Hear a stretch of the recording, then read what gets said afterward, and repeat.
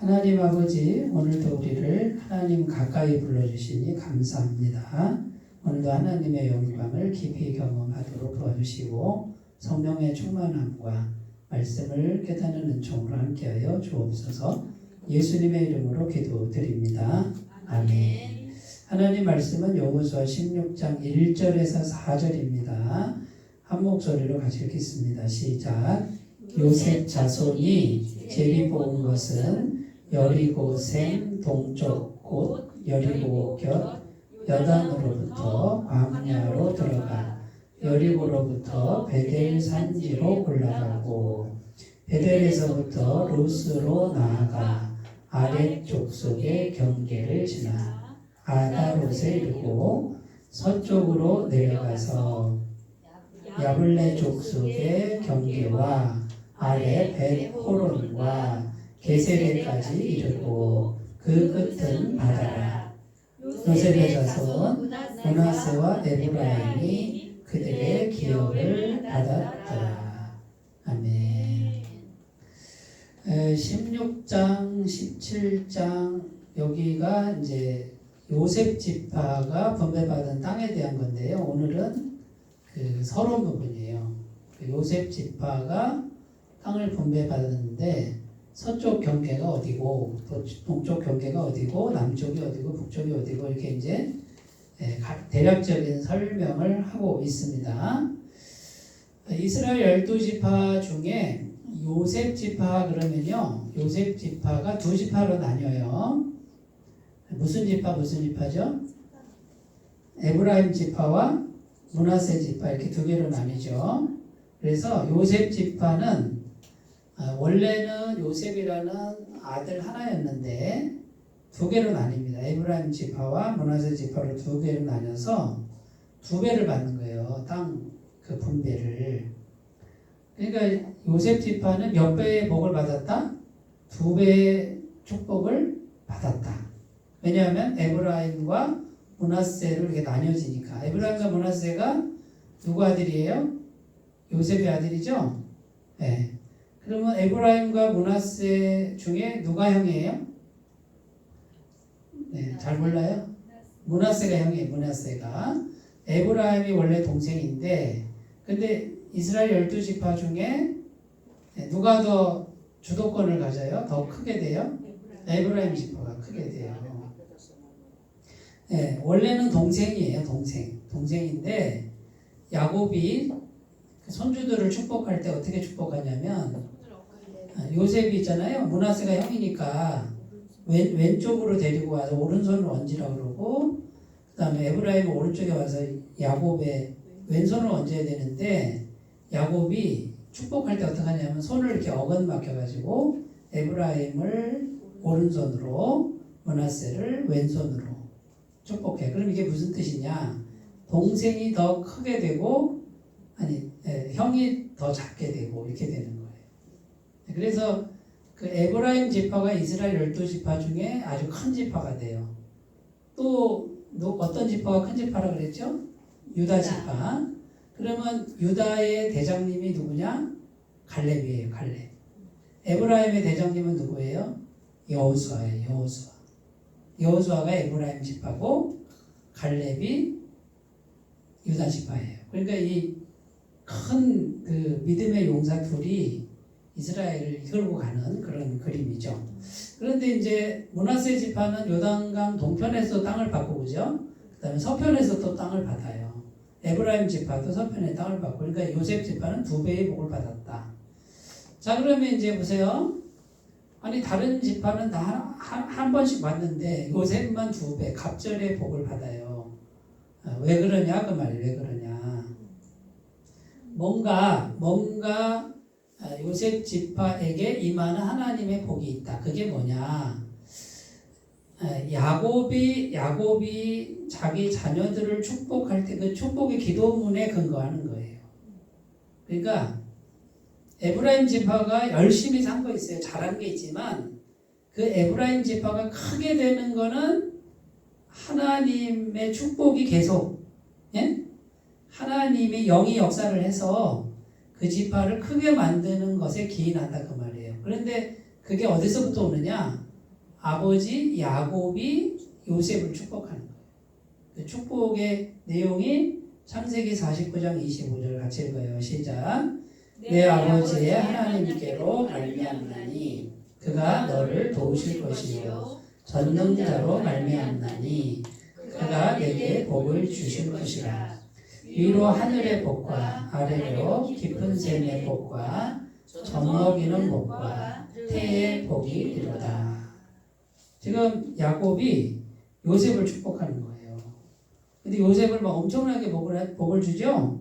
그런데 이거 말고 또 있어. 26절 이렇게 가면은요 엄청나게 복을 내려요. 뭐 요셉은 담을 넘은 뭐 가지로다 뭐 이런 게 있고요. 막 아주 뭐 풍성한 복을 주는데 보통 이제 교회에서 기도 좀 하는 권사님들이 주로 인용하는 문장이 이 문장이에요.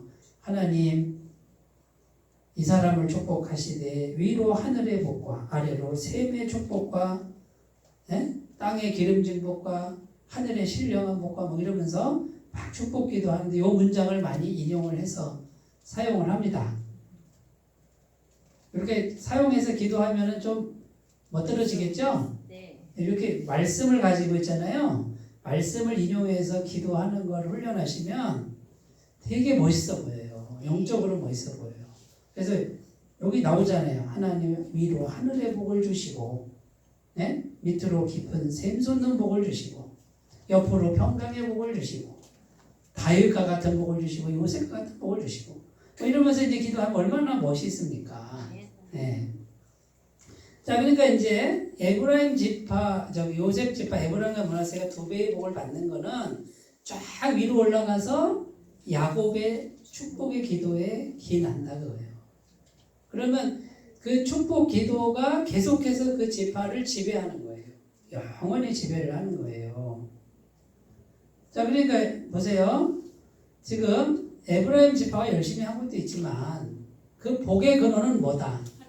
하나님입니다. 하나님 영적인 것으로부터 온다 그 말이에요. 기도를 들으신 하나님의 주권을 말씀하시는 그렇죠. 하나님이 이제 기도를 들어서 응답을 하는 거죠. 근데 이제 그 야곱이 죽기 전에 진실되게 기도한 것에 근거한다 그거예요. 제가 지금 목회한 지가 25년 됐거든요. 근데 제가 뭐 어려움은 있었지만 막힌 적은 없어요. 왜 그런가 제가 제 자신을 돌아보는데 저희 어머니가 정말 그 어려운 형편에서 3,000번제를 했어요. 저를 위해서 3,000번 기도를 한 거예요. 그러니까 매일 새벽 예배 한 번 가면 그게 1번이에요. 근데 1,000번제 기도를 우리 어머니가 나름대로 작정을 하고 하는데 그럼 1,000번 하면은 3년이면 1년에 365일이잖아요. 2년이면 730일이잖아요. 네? 거의 3년 되는 기간을 해야 1,000번이 돼요. 10년 하신 거죠. 그러니까 저의 앞길을 놓고 1,000번제를 했어요. 저의 앞길을 놓고 목회 앞으로 형통하게 하옵소서. 또 담임 목회 갈 때 또 1,000번제를 했어요. 그때는 다른 거랑 같이 했는데 제가 담임 목사가 되고 담임 목사 취임식 할 때 어머니가 오셨는데 많이 아프셨어요. 그때. 네.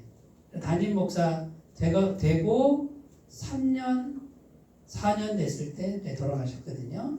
그러니까 우리 어머니가 저를 위해서 매일 마음을 정해서 기도한 그 영적인 흐름이 누구에게 있다? 나에게 있다. 나에게. 네?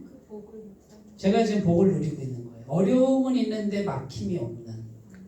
자, 그러면 질문 드려볼게요. 지금 가정에 누군가가 나를 위해서 기도를 계속하는 분이 있냐 그 말이에요. 마음을 정하고 정말 뭐 하나님만 보고 이렇게 기도하는 분이 있다. 그분은 복의 근원을 갖고 있는 거예요. 복의 근원을. 그 기도가 하나님의 그 영적인 축복의 근원이 되는 일이 돼요. 자, 그러면 이제 그런 기도에 나를 위해 기도할 사람을 확보하는 게 중요하고, 그 다음에 나는 또 누군가를 위해서 기도를 계속 해주는 게 중요한 거예요. 특히 가족을 위해서 하셔야 돼요. 1,000번제, 2,000번제, 3,000번제 좀 마음 작정하고 해보세요. 하나님의 영적인 그 축복의 줄기가 당장은 안 바뀌어요. 당장은. 예? 제가 뭐 당장 이렇게 바뀌었겠어요? 일천번째 하는 과정에서 제가요 거듭난 거예요. 예? 그리고 목회길이 열리고 그런 거예요. 이게 참 신비한 거. 이거는 인력으로 안 되는 게 영적인 줄기에 있단 말이에요. 그러니까 우리가 누군가를 위해서 기도의 재단을 매일 쌓는 게 굉장히 중요하다. 그래서 우리 어르신은 아침 저녁으로 진짜 1시간씩 기도하는데 너무 잘하신다고 나는 생각해. 그 양보하지 말고 계속 하시는 거예요. 계속 자녀를 위해서, 아들을 위해서, 손주들을 위해서 계속 기도의 재단을 쌓는 그 영적인 줄기가 있는 가정은 반드시 하나님의 복이 온다. 그걸 꼭 믿으셨으면 좋겠습니다. 자, 그러니까 이제 이 복의 근원은 하나님이세요. 하나님. 근데 그 하나님이 끊임없는 영원한 복을 주실 수 있는 거는 누군가가 기도를 하고 있다. 그 말이에요. 자, 그러면 오늘날 우리 구원받은 성도는 마음에 누구를 모셨죠? 예수님을 모셨잖아요. 예수님이 곧 영생이다. 이렇게 돼 있죠? 그러니까 우리 안에 영원한 복이신 분, 그죠? 영원한 복이신 분을 모셨어요? 안 모셨어요? 모셨어요. 그럼 우리는 복의 근원이 되신 분을 마음에 모셨으니까 구원받은 성도는, 예수님 모신 성도는 복의 근원이다 아니다? 복의 근원이다. 우리가 복의 근원이다 그거예요.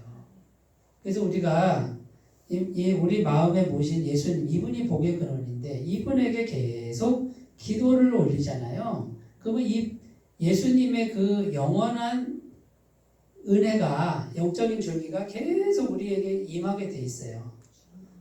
부족함이 없어요. 부족함. 자, 그래서 요한복음 1장 12절 읽어요. 시작. 영접하는 자, 곧 그 이름을 믿는 자들에게는 하나님의 자녀가 되는 권세를 주셨으니. 자, 그러니까 예수님을 마음에 모시고 있는 분들은 영원한 복의 근원, 복이 계속 샘솟는 것을 마음에 갖고 있는 것이다. 그럼 우리가 그 영원히 샘솟는 복을 어떻게 받아요? 기도로 받는 거고 믿음으로 받는 것이다. 그러니까 그걸 계속 해달라는 거예요. 자, 그러면 우리가 이제 계속 이렇게 기도를 하잖아요. 그러면은 하나님이 그 기도를 들으시고, 우리가 기도를 멈추지 않으면 그 기도를 들으시고 계속해서 하나님이 은혜를 베푸시는 거예요. 우리가 누군가를 위해서 기도의 재단을 쌓으면 하나님이 그 사람에게 계속 은혜를 주신다며, 우리를 통해서 은혜를 주신다고 말이에요. 제가 파주에 있을 때 그 부흥강사 목사님이 오셨어요. 네? 근데 그분이 이렇게 뭐 설교는 그렇게 막 좀 은혜롭긴 했지만 좀 막 이렇게 부흥강사님 막 굉장히 막 재밌게 하잖아요. 막 눈물 나게 하잖아요. 그런데 그냥 평범하게 하셨는데 이분이 하는 고백이 있어요. 자기가 목사가 될 줄 몰랐는데 목사가 됐다 이거예요. 근데 자기 아버님이 장로님이에요. 근데 그 장로님이 시골교회 조그만 교회 장로님인데 목사님을 이제 청빙해서 전도사님을 청빙해가지고 20살짜리 전도사님을 청빙해서 50년을 모셨대요. 70세 은퇴할 때까지 어디 못 가시게 했대. 네? 그 얼만큼 지성으로 섬겼겠어요, 그죠? 막 지성으로 섬기고 기도로 섬기고 뭐 집에 일이 있으면 무조건 돕고 어느 날 산을 하나 파시더래. 산. 예? 유산을 이제 자기 아들한테 물려준 유산을 팔더래요. 그걸 팔아가지고 교회에다 헌금 넣어갖고 목사님 섬기고 그러는데 이 목사님이 목사님 되기 전에 저거 내 건데 왜 저기다 주나 그랬대요. 근데 자기가 나중에 은혜 받아가지고 목사님이 됐는데 세상에 자기가 목사가 됐는데 그렇게 복을 많이 받는데요. 가는 데마다 VIP 대접이지 부흥 강사 매주 나가고요. 좋은 음식이랑 음식은 다 먹고 해외에서도 막 초청하는데 비행기값 공짜고요. 막 이렇게. 예? 자기가 가는 데마다 그렇게 막 융숭하게 대접을 받는데 왜 그럴까? 나는 설교도 별로 못하는데 왜 그럴까 생각해 봤대요. 아버지의 기도와 헌신. 그것이 교회를 위해서 목사님을 해서 했잖아요. 근데 자기가 목사가 되니까 그 아버지가 했던 그것이 다 자기에게로 오더라 그거예요. 그래서 깨달은 게 그때 저 선산 놔두면 내 건데 왜 저기다 주나 했는데 나중에 이걸 깨닫고 나서 그 아버지의 헌신의 복을 내가 평생 받고 있다. 평생 받고 있다. 그러면 이 목사님에게 있어서 복의 근원은 하나님이지만 예? 누가 또 복의 근원이에요? 아버님이 복의 근원이다 그거예요. 여기 있는 분들이 물론 하나님의 복의 근원이지만 누군가의 복의 근원으로서 사용되시기를 주님의 이름으로 축원합니다. 자, 그 다음에 갈라디아서 2장 20절 읽어요. 시작. 내가 그리스도와 함께 십자가에 못 박혔나니 그런즉 이제는 내가 사는 것이 아니요 오직 내 안에 그리스도께서 사시는 것이라. 이제 내가 육체 가운데 사는 것은 나를 사랑하사 나를 위하여 자기 자신을 버리신 하나님의 아들을 믿는 믿음 안에서 사는 것이라. 사도 바울의 내면 세계인데 사도 바울은 자기 마음에서 자기는 죽었고 누구만 살고 있다. 예수님만 살고 있다. 이 상태가 되면은 복의 근원이 되는 거예요. 예수님을 복의 진짜 근원이신 예수님을 모셔놓고 이분이 내 안에서 사셔야지. 나는 죽고 이분이 사셔야 복의 근원인 거지. 복의 근원인 분을 내가 막 누르고 가만히 계세요. 내가 하자는 대로 하세요. 내 뜻에 순종하세요. 이러면은 복의 근원이 돼요, 안 돼요? 안 된다 그 말이에요. 그래서 이 기독교 신앙은요, 복의 근원은 예수님이에요. 예수님을 영접해 놓고 우리가 그분에게 겸손하고 순종하고 요것만 하면 돼요. 요것만. 근데 요걸 어디서 해야 돼요? 마음에서 해야 돼요. 마음에서 자기가 주인이면서 예수님 늘러놓고 교회 봉사 많이 하는 사람들도 있어요. 그분은 복의 근원이 될 수가 없어요. 교회 일을 많이 해도 예? 사람들 보기에 야, 저 사람 진짜 믿음 좋다 이런 소리를 들을 수 있으나 마음 상태가 종의 상태가 돼야 돼요. 겸손한 상태, 예수님이 주인 된 상태, 예수님이 가라 그러면 가고 서라 그러면 서는 그런 상태가 돼야 돼요. 예수님이 기뻐하시는 거는 하고 예수님이 기뻐하지 않는 거는 멈출 수 있는 이 상태를 만들어야 진정한 복의 근원으로서 살아갈 수 있다. 무슨 말씀인지 아시겠죠? 첫 번째 오늘 설교 제목이 성도는 복의 근원이요 복의 통로라 이렇게 되어 있는데 요셉 지파가 어떻게 이렇게 복을 받았느냐? 거슬러 올라가서 아버지 야곱, 할아버지 야곱의 축복이다. 근데 그 야곱이 누구를 의지하여? 하나님을 의지하여 축복한 기도의 결과다. 라는 거 이걸 꼭 기억하시고요. 우리가 구원받은 성도는 복의 근원이신 예수님을 이미 갖고 있다. 마음에. 그래서 우리가 얼마든지 복의 근원으로서 살아갈 수 있다는 것을 꼭 기억하셨으면 좋겠습니다. 두 번째요. 이 에브라임 지파하고 므낫세 지파가 대대로 주도권을 행사합니다. 이스라엘의 대장님 역할을 하는 거죠. 자, 그러면 아무리 부모가 축복을 했어도 그 복을 받는 당사자가 준비가 안 되면 소용이 없겠죠? 그러면 그 복이 단절되거나 마르지 않도록 해야 돼요. 그러면 오늘날 우리들이 어떻게 해야 돼요? 지속적으로 주님과 교제하는 게 필요하다. 어디서 교제해야 되느냐? 마음에서 지속적으로 교제해야 마르지 않는다. 그 말이에요. 창세기 39장 2절 3절 읽어요. 시작. 여호와께서 요셉과 함께 하심으로 그가 형통한 자가 되어 그의 주인 애굽 사람의 집에 있으니 그의 주인이 여호와께서 그와 함께 하심을 보며 또 여호와께서 그의 범사에 형통하게 하심을 보았더라. 요셉이 애굽의 보디발 장군 집에 팔려갔는데 겉으로는 노예예요. 근데 속으로는 하나님과 함께 하는 사람. 그러니까 속으로 계속 교제하는 거죠.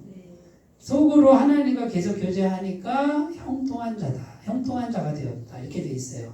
자, 그럼 성경에 다 원리가 나와요.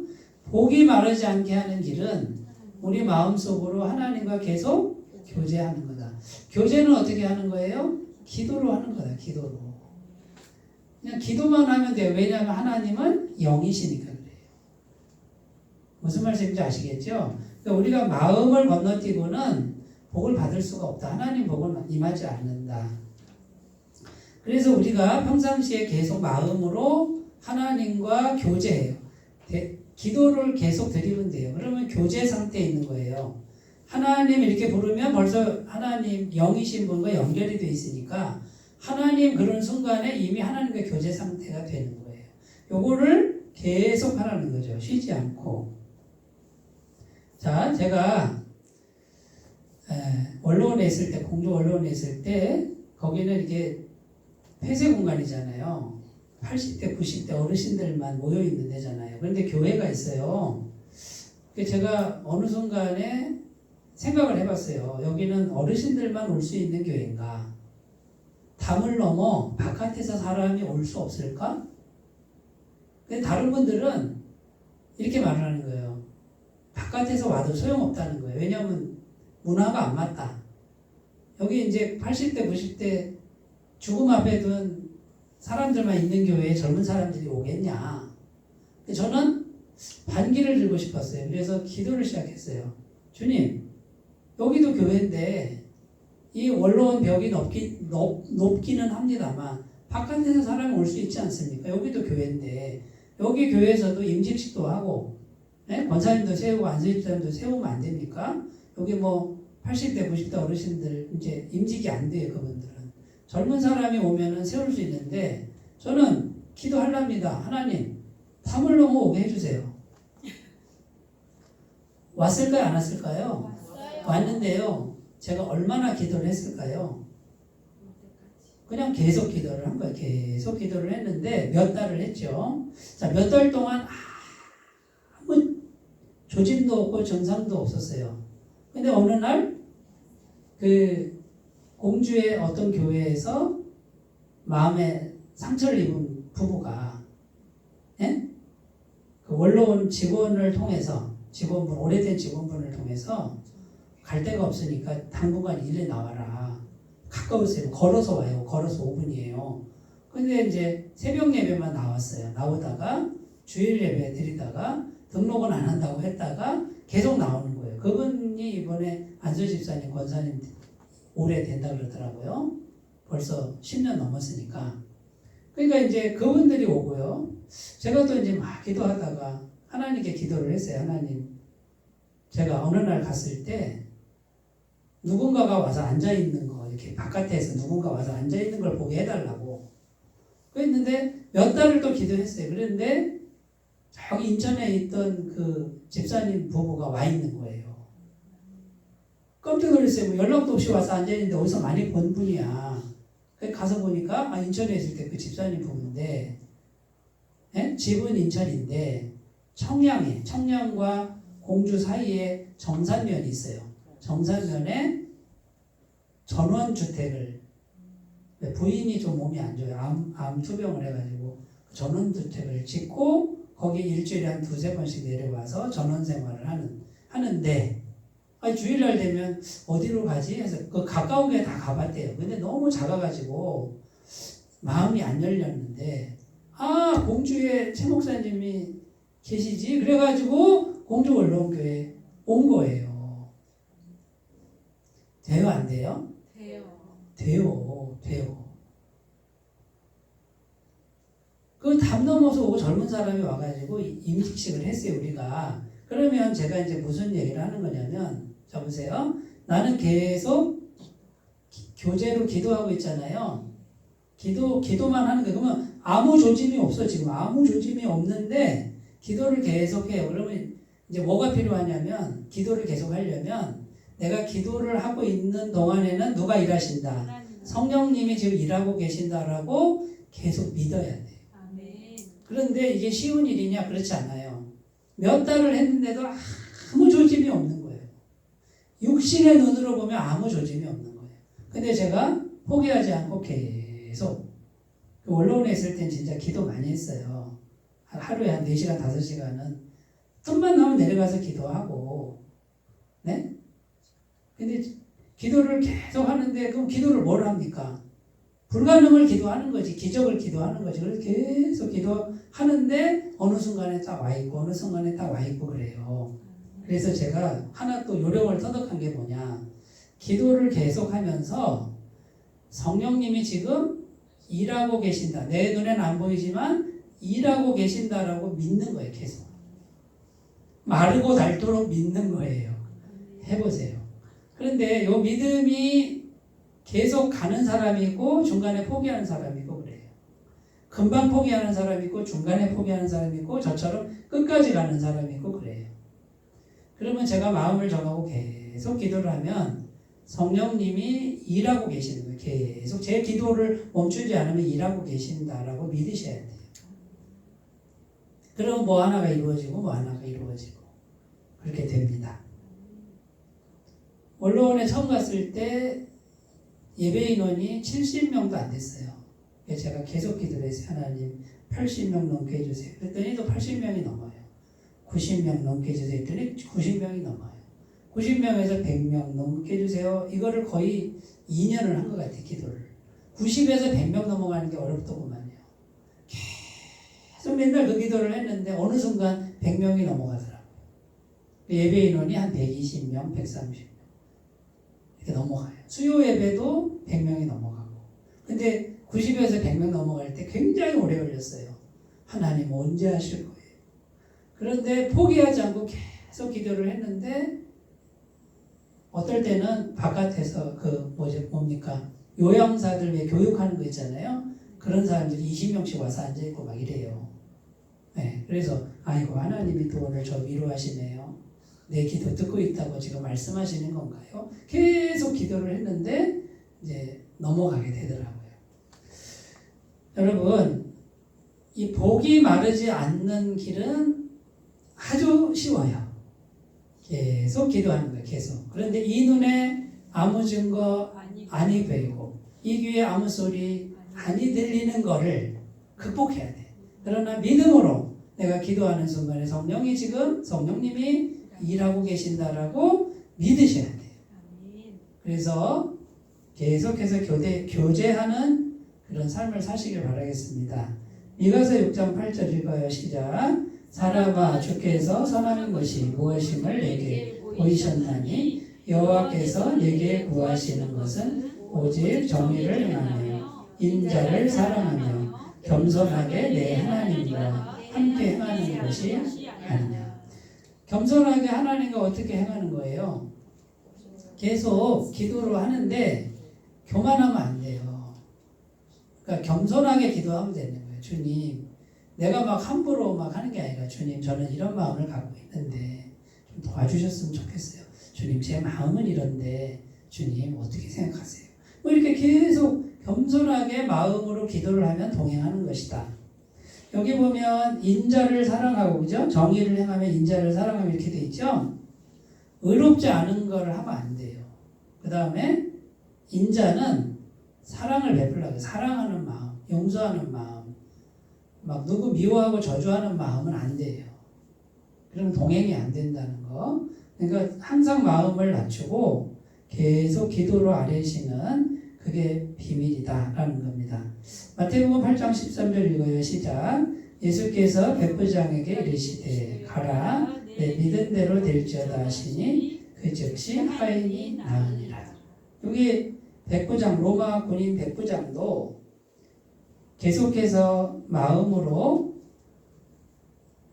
생각을 한 거예요. 예수님께 가서 말씀만 하셔도 내 하인이 낫겠다. 이걸 계속 생각하고 실제로 예수님께 가서 주님 말씀만 해주십시오. 그러면 나을 줄 믿습니다. 이렇게 했더니 그 믿음을 통로로 해서 예수님의 치유하시는 복이 임한 거죠. 자, 그러니까 영생이신 예수님의 복이 임하는 길은 겸손하게 계속 기도를 아래서 그러면 복이 마르지 않는 인생이 됩니다. 저는 계속 마음으로 예수님하고 계속 기도를 하고 있어요. 이 비밀을 제가 알았기 때문에 영이 마르지 않고 복이 마르지 않는 길은 계속 겸손하게 기도하는 것이다. 3번 빼먹었어요? 요한일서 1장 9절 빼먹었네. 읽어요. 같이 시작. 만일 우리가 우리 죄를 자백하면 그는 미쁘시고 의로우사 우리 죄를 사하시며 우리를 모든 불의에서 깨끗하게 하실 것이요.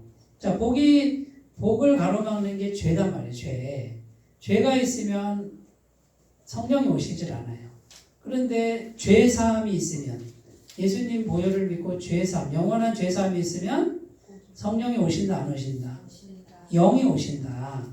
그러면 성령이 오시면 복은 성령이 곧 복인 거예요. 그러면 성령이 오시면 영적인 복이나 현실적인 복은 다 따라오게 돼 있어요.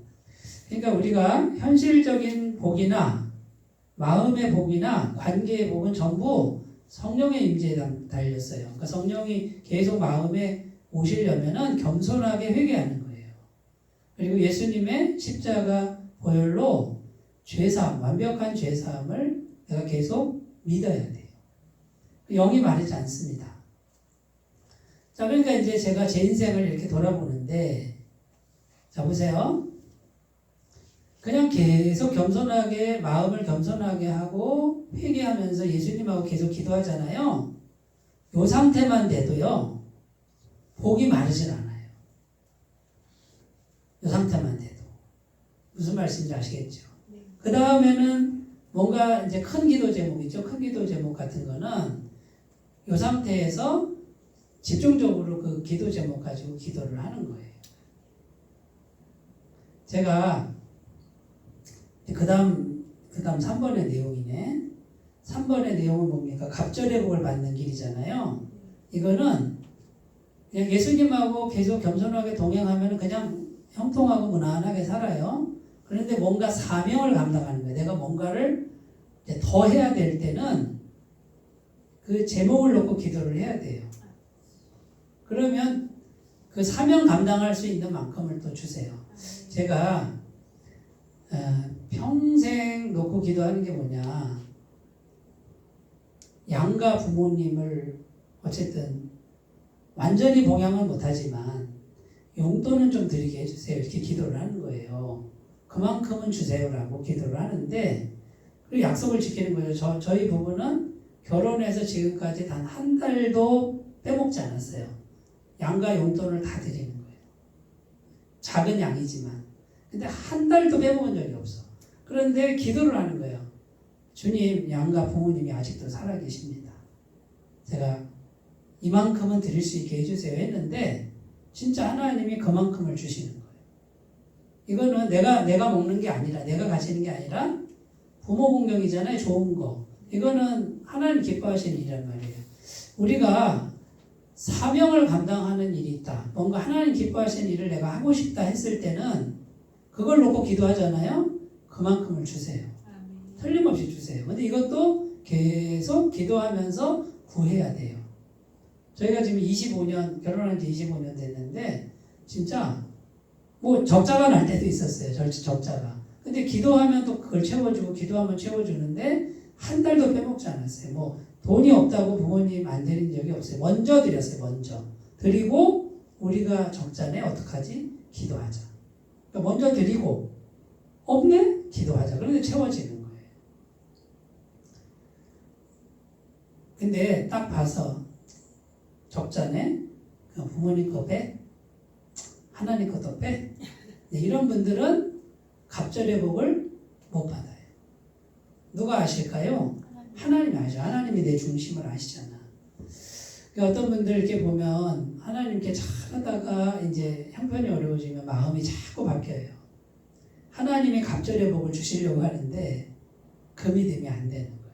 근데 그때 시험 들 수 있지만 그때 하나님께 딱 이거 내 거 아니야 하고 드리고 없는 걸 갖고 구하시는 분은 그만큼을 더 주신다는 거 믿으셨으면 좋겠습니다. 자, 갑절의 부분인데 창세기 47장 11절 12절 읽어요. 시작. 요셉이 바로의 명령대로 그의 아버지와 그의 형들에게 거주할 것을 주되 애굽의 좋은 땅 람셋을 그들에게 주어 소유로 삼게 하고 또 그의 아버지와 그의 형들과 그의 아버지의 온 집에 그 식구를 따라 먹을 것을 주어 봉양하였더라.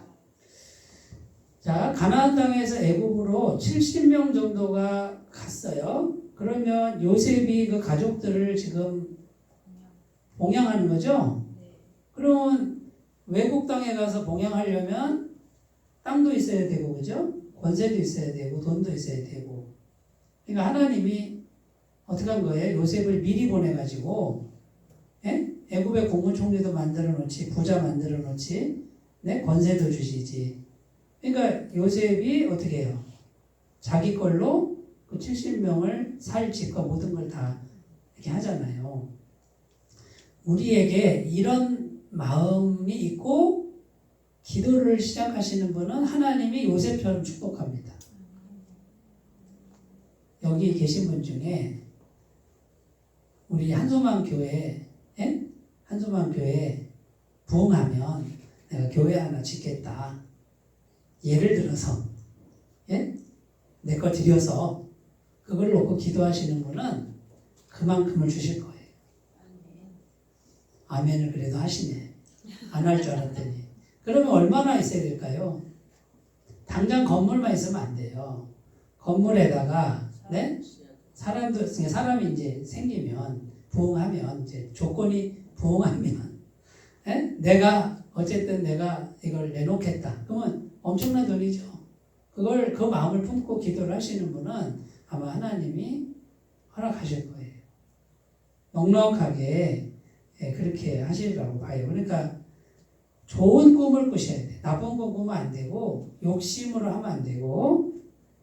요셉 보세요. 가족들을 다 거느릴 그런 마음이 있으니까 하나님이 미리 다 준비를 해놓으시잖아요.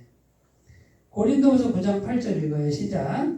하나님이 능히 모든 은혜를 너희에게 넘치게 하시나니 이는 너희로 모든 일에 항상 모든 것이 넉넉하여 모든 착한 일을 넘치게 하게 하려 하시니라. 올해 우리 표 말씀이에요. 표 말씀.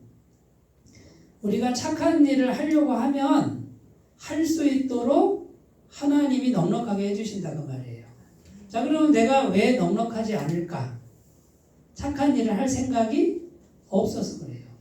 그리고 기도도 안 하고 있다는 거지. 내가 뭔가, 자 보세요. 없는 거 하라는 게 아니에요. 하나님 나 이렇게 할 마음이 있어요. 이거 좀 하게 해주세요. 라고 기도하고 작정하고 계속 기도를 하면 마음에 먹고 기도를 한번 해보세요. 그러면 너 착한 일을 하려고 그러는구나.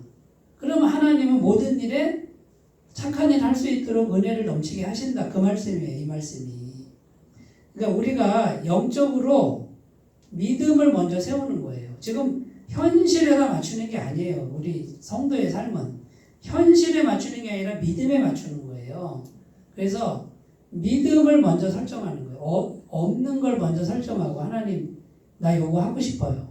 근데 없어요. 근데 하고 싶어요. 그럼 하나님 어떻게 해요? 할 수 있게 해주신다 그 말이에요. 이 말이 이해가 되려나 모르겠네. 믿음부터 설정하시라 이거예요. 내가 하고 싶은 것부터. 아니 나는 못해. 평생 못합니다. 나는 없어. 평생 없습니다. 평생 없어요. 그러면. 그러니까 뜻을 세우고 뭔가 구체적인 거를 가지고 이거 하고 싶습니다라고 계속 기도하면 하나님은 그만큼 주시는데 주셨을 때 마음이 바뀌지 않고 그대로 순종하면 하나님이 또 갑절의 복을 주셔요. 그게 갑절의 복을 받는 길이에요. 없어서 못하는 게 아니에요. 충분히 있어요. 복의 근원이신 하나님을 모시고 있기 때문에 얼마든지 공급이 되는데 왜 공급이 안 되느냐? 착한 일 할 생각을 안 가져서 그래요. 뜻을 세우시기 바래요. 마지막입니다. 빌립보서 4장 19절 나의 하나님이 그리스도 예수 안에서 영광 가운데 그 풍성한 대로 너희 모든 쓸 것을 채우시리라. 예수 안에서 채우신대잖아요. 예수님이 복의 근원인데 여기다가 복의 근원 모셔놓고요. 이러는 거예요. 복의 근원님 가만히 계세요. 나도 가만히 있을게요. 나 아무것도 안 할 테니까 당신도 아무것도 하지 마세요. 복의 근원을 모셔놓고 지금 우리가 그렇게 살고 있는 거예요. 주님, 제가 이 정도는 하고 싶은데요. 이거 더 선한 거 하고 싶은데요. 그리고 마음을 정해서 근데 저는 없어요. 어떡하죠? 그럼 주님이 어떻게든지 하셔요. 한번 경험하시기를 바래요. 주님께서 공급을 하십니다.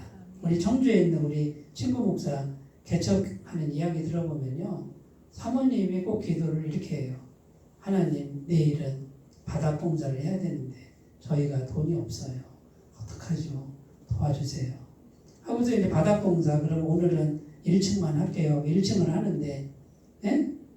공사하는 분이 와가지고, 감동을 먹어가지고, 1층, 부엌 2층까지 다 해주고, 120만원 줘야 되는데 60만원만 받고 갔대요. 인건비만 받고 갔대요. 하나님이 그렇게 하신다는 거예요. 나 이거 해야 되는데요. 교회 섬겨야 되는데요. 제가 가진 게 없네요. 그런데 희한하게 그게 공급이 되더라는 거예요. 하나님의 살아계심을 꼭 믿고 복의 근원이 우리 안에 있는 걸 믿고 좋은 뜻을 세우면서 지속적으로 기도해 보시는 그런 삶이 되시기 바라겠습니다. 하나님 아버지, 우리는 복의 근원이신 예수님을 마음에 모시고 있습니다. 착한 일 하게 하시고 뜻을 세우고 믿음으로 기도하게 하옵소서. 예수님의 이름으로 기도드립니다. 아멘.